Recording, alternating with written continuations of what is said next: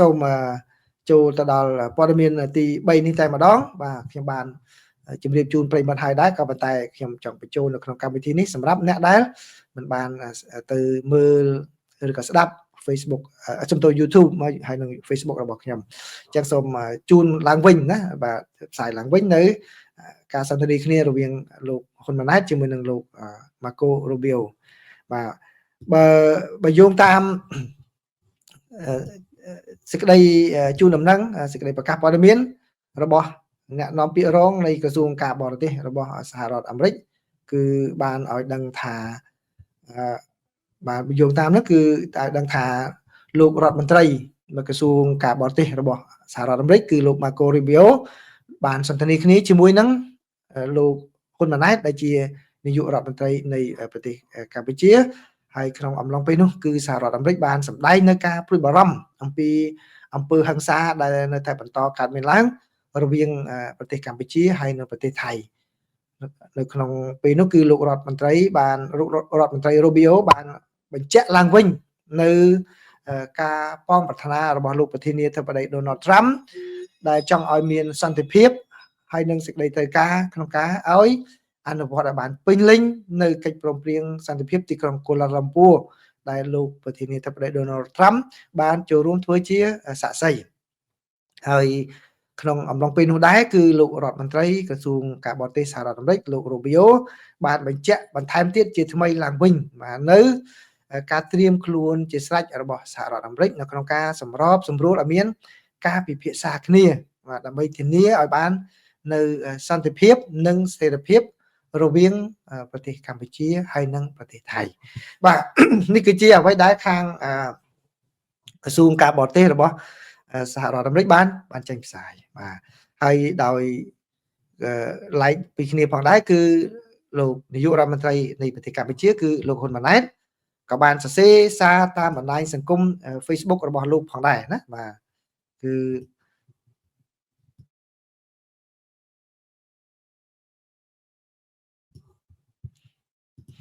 បាទនៅក្នុងសារតាមបណ្ដាញសង្គម Facebook របស់លោកហ្នឹងគឺលោកហ៊ុនម៉ាណែតបញ្ជាក់ថាកាលពីយប់ថ្ងៃទី25ធ្នូហ្នឹងគឺមកនៅប្រទេសកម្ពុជា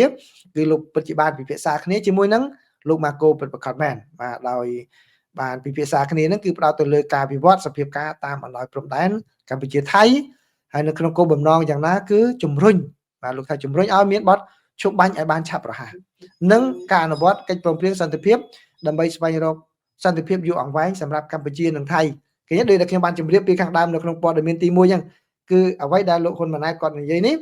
គឺជាជំហររបស់កម្ពុជាតាំងពីដើមរហូតមកបាទឥឡូវនេះឃើញលោកអនុทินនិយាយមកចូលច្រកហ្នឹងវិញពីមុនហ្នឹង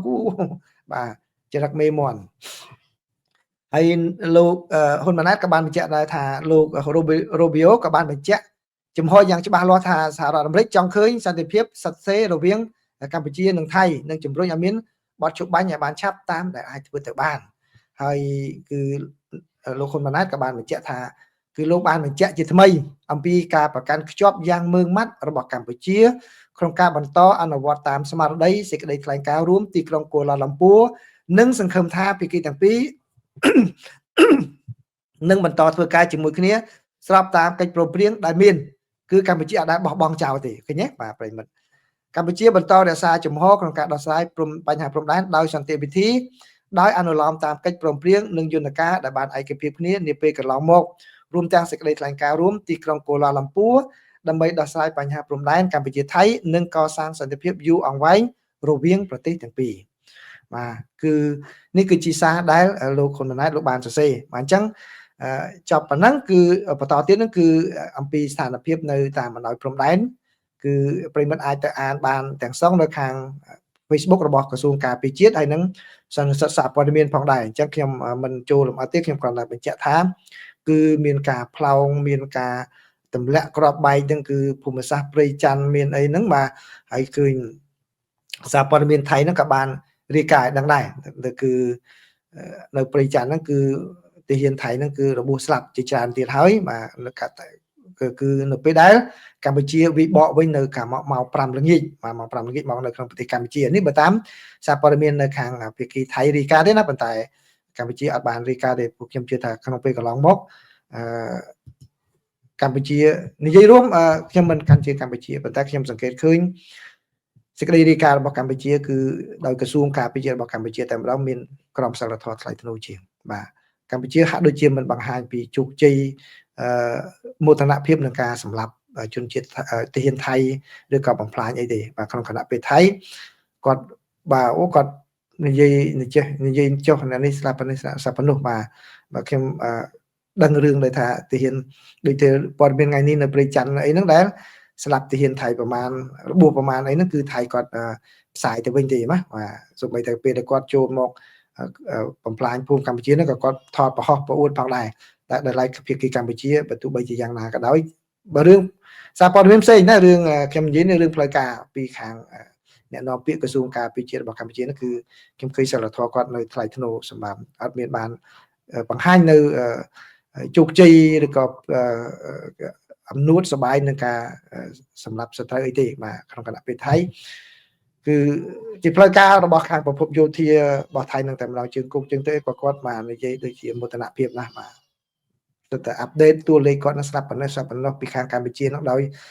បាទទាំងពិតមិនពិតទៅផងដែរអញ្ចឹងណាបាទអញ្ចឹងគឺពេលមិត្តនៅតែមិនយល់បើគួរតែយល់តាំងពីដើមគឺខ្ញុំនៅពីខាងក្រៅខ្ញុំមើលទាំងសងខាងតើពីគីណាដែលមានសិលធម៌ជាងនៅក្នុងការបង្ហាញព័ត៌មានសមរភូមិហ្នឹងទៅដល់មហាជនតើអ្នកណាដែលត្រូវការព័ត៌មានដើម្បីលើកទឹកចិត្តឬក៏ធ្វើឲ្យមហាជនសប្បាយនឹងជាងអ្នកណាខ្ញុំយើងទៅមើលយ៉ាងបាទពីពួកខ្ញុំនៅខាងក្រៅនេះខ្ញុំមានឱកាសបានមើលច្រើនប្រភពច្រើនបាទដែលជាសរុបមកវិញខ្ញុំអាចនិយាយថាកម្ពុជាមានសិលធម៌ច្រើនជាងអ្នកនាំពាក្យរបស់ក្រសួងការពារជាតិរបស់កម្ពុជាហ្នឹងបាទខាងយោធាកម្ពុជាបើខ្ញុំមើលឃើញអញ្ចឹងគឺបានន័យថាអន្តរជាតិក៏គេមើលឃើញដែរកុំដោយសារតែខ្ញុំសម្បល់ខ្មែរនិយាយខ្មែរតែបើជាជំហររបស់លោកកំសីនេះបាទដូចខ្ញុំនិយាយពីខាងដើមមុន show អញ្ចឹងបាទចឹងចូលព័ត៌មានទី4ណាបាទចូលព័ត៌មានទី4ព័ត៌មានទី4ហ្នឹងគឺព័ត៌មានពីសហរដ្ឋអាមេរិកម្ដងណាដោយសារតែល្ងាចនេះខ្ញុំអត់បានផ្សាយទេណាអត់មានផ្សាយព័ត៌មានទេអញ្ចឹងកម្មវិធីបច្ចុប្បន្នភាពអាមេរិកអត់មានទេគាត់តែខ្ញុំអាចនឹងធ្វើបច្ចុប្បន្នភាពតាម Facebook ជូនខ្លះតែ show live show អត់មានទេអញ្ចឹងសូមបញ្ចូលនៅក្នុងនេះឲ្យហើយតែម្ដងគឺបើតាមសេចក្តីរាយការណ៍នានាបាទគឺហើយនឹង Facebook របស់ខាងសេតាវិមានហើយនឹងសារ True Social របស់លោកប្រធានាធិបតីតែម្ដងគឺលោកប្រធានាធិបតីបានសហរដ្ឋអាមេរិកគឺលោក Donald Trump បានអនុញ្ញាតឲ្យនៅថ្ងៃទី25តាំងពីបានថ្ងៃ25គឺម្សិលមិញបានន័យថានៅកម្ពុជាគឺ26ហ្នឹងហើយយប់មិញលោកអនុញ្ញាតយប់មិញហ្នឹងគឺព្រឹកថ្ងៃ26ម៉ោងនៅកម្ពុជាទៅហើយនោះគឺលោកបានអនុញ្ញាតឲ្យយោធារបស់សហរដ្ឋអាមេរិកបើកការវាយប្រហារតាមអាកាសនោះទៅលើគោលដៅយោធារបស់ក្រុមរដ្ឋអ៊ីស្លាមនៅក្នុងប្រទេសនីហ្សេរីយ៉ាដែលលោកបានអះអាងជាយូរមកហើយថាក្រុមនោះគឺបានធ្វើសកម្មភាពសម្រាប់រង្គាលសម្ដៅទៅលើអ្នកកាន់សាសនាគ្រីស្ទនៅក្នុងតំបន់នោះហើយនៅក្នុងបណ្ដាញសង្គមទូសូសលនោះគឺលោកប្រធានាធិបតីបាននិយាយថាលោកបានចេញបញ្ជាឲ្យបើកការវាយប្រហារដែលមានទំហំខ្លាំងក្លាធំហើយនឹងអាចនឹងផ្ដាច់ផ្ដល់ជីវិតប្រឆាំងនឹងគោលដៅក្រុមភេរវករ ISIS មកនៅក្នុងតំបន់ភាគពីយប់នៃប្រទេសនីហ្សេរីយ៉ាបាទដើម្បីសម្ដៅគោលដៅរបស់ពួកគេនឹងដែរបានធ្វើការប្រឡាយសម្លាប់ជនស៊ីវិលដែលស្លូតត្រង់កាន់សាសនាគ្រិស្តបាទនៅក្នុងកម្រិតមួយដែលលោកថាมันអាចទទួលយកបានទេដែលมันធ្លាប់មានកើតឡើងជាយូរមកហើយ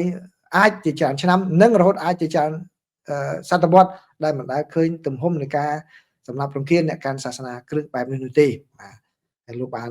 លោកប្រធានាធិបតីក៏បានបញ្ជាផងដែរឲ្យទៅក្រសួងការពារជាតិរបស់សហរដ្ឋអាមេរិកគឺបើការវាយប្រហារហ្នឹងគឺនៅ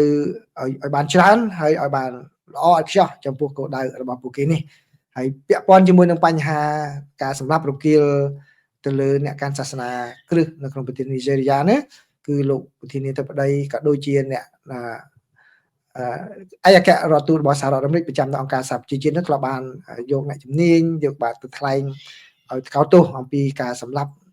ទៅលើអ្នកដែលកាន់សាសនាគ្រឹះនៅក្នុងប្រទេសនីហ្សេរីយ៉ាហ្នឹងជាច្រើនលើកមកហើយក៏ប៉ុន្តែប្រធានាធិបតីនៅនីហ្សេរីយ៉ាក៏តែងតែនិយាយថាពួកនោះសម្រាប់មែនប៉ុន្តែអត់មានសម្ដៅអញ្ចឹងទេពីព្រោះសូម្បីតែអ្នកកាន់សាសនាមូស្លីមអ្នកអីផ្សេងទៀតក៏រងការសម្លាប់ផងដែរអញ្ចឹងណាបាទក៏ប៉ុន្តែសម្រាប់លោកប្រធានាធិបតី Donald Trump លោកសម្ដៅទៅលើការការពារអ្នកដែលកាន់សាសនាគ្រឹះនៅក្នុងប្រទេសនីហ្សេរីយ៉ាបាទនេះជាព័ត៌មានទី1ជំទោសនៅទី4ទី1នៅក្នុងរឿងតាក់ទងជាមួយអាមេរិកណាបាទព័ត៌មានទី5នេះគឺជាការផ្សាយរបស់សារព័ត៌មាន BBC News បានរាយការណ៍ឲ្យដឹងថាលោកប្រធានាធិបតីនៃប្រទេសអ៊ុយក្រែនលោក Volodymyr Zelensky គឺគាត់បានវិតម្លៃប្រកបទៅដោយសញ្ញាវិជ្ជមានបន្ទាប់ពីលោកបានសន្ទនាគ្នាជាមួយនឹងបេសកជនរបស់សហរដ្ឋអាមេរិកស្ដីអំពីការបញ្ចប់សង្គ្រាមរបស់រុស្ស៊ីនៅក្នុងប្រទេសអ៊ុយក្រែនបាទលោក Zelensky បាននិយាយកាលពីថ្ងៃពហុហ្នឹងគឺកាលមកនៅអាមេរិកនេះគឺបានថាព្រឹកថ្ងៃសុក្រទៅហើយណាគឺក្រោយពីលោកបានសន្ទនាគ្នាជាមួយនឹងលោក Steve Witkoff ហើយនឹងជាមួយនឹងលោក Jared Kushner ដែលជាបេសកជនរបស់លោកប្រធានាធិបតី Donald Trump និងម្នាក់ជាកូនប្រសាររបស់លោកប្រធានាធិបតី Trump នោះគឺលោក Zelensky បាននិយាយថាកិច្ចសន្ទនាគ្នានេះគឺមានរយៈពេល1ម៉ោងបាទហើយបានបង្ហាញនៅលក្ខខណ្ឌថ្មីនិងគំនិតថ្មីនឹងកិច្ចប្រជុំហើយនៅពេលវេលាណាដែលត្រូវបិទបញ្ចប់នៅសង្គ្រាមហើយនឹងឲ្យមានសន្តិភាពពិតប្រាកដមួយបាទលោក Zelensky ក៏បានសម្ដែងអញ្ចឹងដោយលោកបានបន្ថែមនៅពេលក្រោយមកថាលោកក៏នឹងជួបសន្ទនាគ្នាជាមួយនឹងលោកប្រធានាធិបតី Donald Trump ផងដែរនៅក្នុងពេលអនាគតដ៏ខ្លីខាងមុខនេះ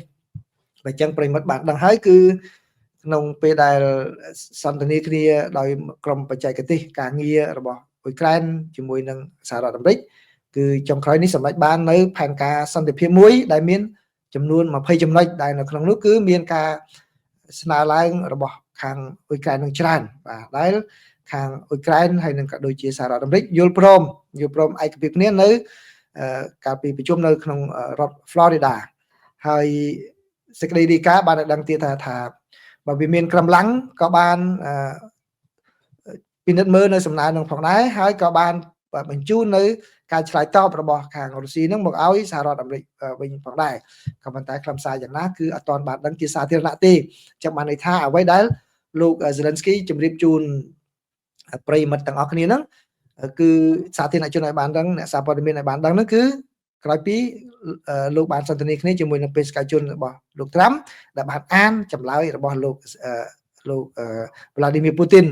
អញ្ចឹងដូច្នេះបានជាលោក Zelensky គាត់សម្ដែងការសប្បាយរីករាយបាទអញ្ចឹងសម្រាប់ព័ត៌មានគឺខ្ញុំរៀបចំជូនប្រិយមិត្តនេះគឺចាប់តែប៉ុណ្ណេះបាទនៅចុងក្រោយនេះខ្ញុំសូមជូនយោបល់បន្តិចបាទជូនយោបល់បន្តិចទៅដល់ក្រុមអ្នកការងារកម្ពុជាបាទបើគាត់បានឮក៏ឮមិនឮក៏ប្រិមិត្តចាត់ទុកថាជាមេរៀនដែលខ្ញុំបង្រៀនទៅចោះណាខ្ញុំចែករំលែកព័ត៌មានមេរៀនអញ្ចឹងប្រិមិត្តអាចនឹងទៅមើល Facebook របស់លោកសសុខាជារដ្ឋមន្ត្រីក្រសួងមហាផ្ទៃរបស់កម្ពុជាឬក៏ខ្ញុំបានចែករំលែកនៅសារវីដេអូរបស់គាត់នៅ page Facebook របស់ខ្ញុំផងដែរគឺកម្ពុជាបានធ្វើវីដេអូខ្លីមួយអំពីការចូលឈានពានរបស់ថៃហើយនឹងផលប៉ះពាល់មកលើប្រជាពលរដ្ឋកម្ពុជាណាគឺចូលទៅមើលហ្នឹងទៅបាទឃើញហើយហ្នឹងគឺសម្រាប់ខ្ញុំជូន2ចំណុចបាទចំណុចទី1គឺការធ្វើនឹងល្អហើយបាទល្អហើយគូបន្តធ្វើទៀតបាទធ្វើទៀតក៏ប៉ុន្តែខ្ញុំសូមចែករំលែកនៅបទពិសោធន៍ពីសហរដ្ឋអាមេរិកវិញដើម្បីឲ្យក្រុមអ្នកការងារហ្នឹងគាត់មានជាយោបល់មកជាយោបល់ហើយក៏ដូចជាប្រិមិត្តក៏អាចនឹងធ្វើឬក៏ជាការរៀនសូត្រថ្ងៃក្រោយយកទៅប្រើនោះគឺនៅសម័យនេះគេប្រាប់ពី split screen ហ្នឹងគឺបានន័យថាដូចដែលខ្ញុំកំពុងនិយាយហ្នឹងគេប្រិមិត្តឃើញរូបខ្ញុំមួយចំហៀងហើយនឹងរូបព័ត៌មានរូបលោក Zelensky មួយចំហៀងអាហ្នឹងគេ split screen ហ្នឹងគឺវានៅក្នុងសម័យទំនើបនេះគឺមានឥទ្ធិពលសម្រាប់តាក់ទាញទឹកចិត្តរបស់ប្រិមិត្តច្រើនរឿងនេះយ៉ាងម៉េចគឺបើនៅសហរដ្ឋអាមេរិកវិញគេប្រើពាក្យច្រើននៅពេលដែល debate គ្នារវាងបេក្ខជនប្រធានាធិបតីនៃគណៈបកប្រជាធិបតេយ្យនិងគណៈបកសាធារណរដ្ឋគឺ debate ចុងក្រោយហ្នឹងណាបាទគេដាក់ split screen ចឹងពេលហ្នឹងប្រិមិត្តទស្សនិកជនដែលមើលច្រើនអាចវាតម្លៃបានថាតើបេក្ខជនមួយណានិយាយល្អមិនល្អហើយ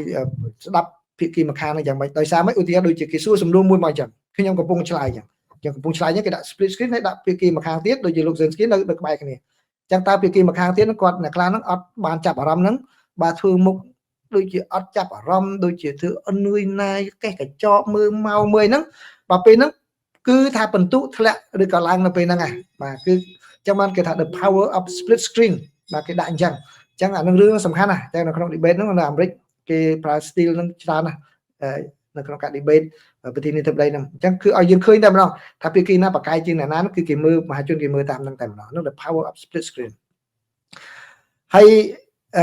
មួយទៀតដែលយើងអាចរៀនយកទៅប្រើនៅកម្ពុជាបានដែរហ្នឹងគឺគំរូរបស់អ៊ុយក្រែន